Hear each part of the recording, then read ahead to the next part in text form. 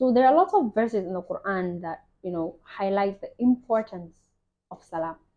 One of such verses is when Allah subhanahu wa ta'ala said, like she mentioned earlier, إِنَّنِي أَنَا اللَّهُ لَا إِلَهَ إِلَّا أَنَا فَاعْبُدْنِي وَأَقِمِ الصَّلَاةَ لِذِكْرِي. Allah subhanahu wa ta'ala also said in Surah Al-Baqarah, الَّذِينَ يُقِيمُونَ الصَّلَاةَ وَيُؤْتُونَ الزَّكَاةَ وَهُمْ بِالْآخِرَةِ هُمْ يُوقِنُونَ وَأَقِيمُوا الصَّلَاةَ وَآتُوا الزَّكَاةَ وَارْكَعُوا مَعَ الرَّاكِعِينَ. All these verses, if you go into deeper meaning of these verses, you find that Allah subhanahu wa ta'ala is telling you how important salah is as a pillar of Islam.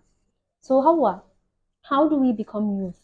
How do we become growing Muslims who establish salah? How do we make ourselves easy? How do we make it easy for ourselves to establish salah and love praying? Well, if you want to establish something, the first thing you should know is to know about what that thing is and the importance of that thing.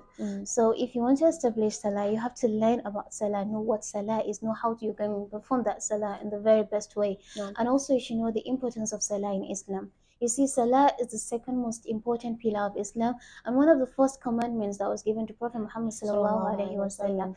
And you should notice that because of the uniqueness of salah, it was not brought down to earth by an angel. The Prophet Muhammad ﷺ had to ascend to the seventh heaven himself to accept that salah. You see, as it was narrated in the story of Isra wal Mi'raj.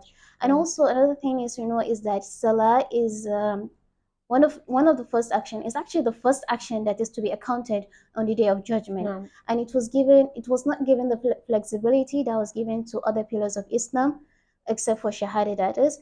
You see, like for example, in zakah, the Prophet Muhammad ﷺ said, we should give out zakah if our wealth has reached nisab. So you see, anyone that has a wealth that do not reach nisab, it's not compulsory for him to give out the zakah. And for Sawm, Allah subhanahu wa ta'ala said, وَمَنْ كَانَ مِنْكُمْ مَرِيضًا أَوْ عَلَى سَفَرٍ فَعِدَّةٌ مِنْ أَيَّامٍ أُخَرَ. That is, anyone who is sick or in a journey, you can make up your fasting in the following days. And for Hajj, the Prophet Muhammad said, فَحَجُّ الْبَيْتَ مَنِ اسْتَطَاعَ إِلَيْهِ سَبِيلًا. Visit the Bayt when you can afford it. So anyone who can't afford to go to Mecca and perform Hajj, then it is not compulsory for him to perform Hajj.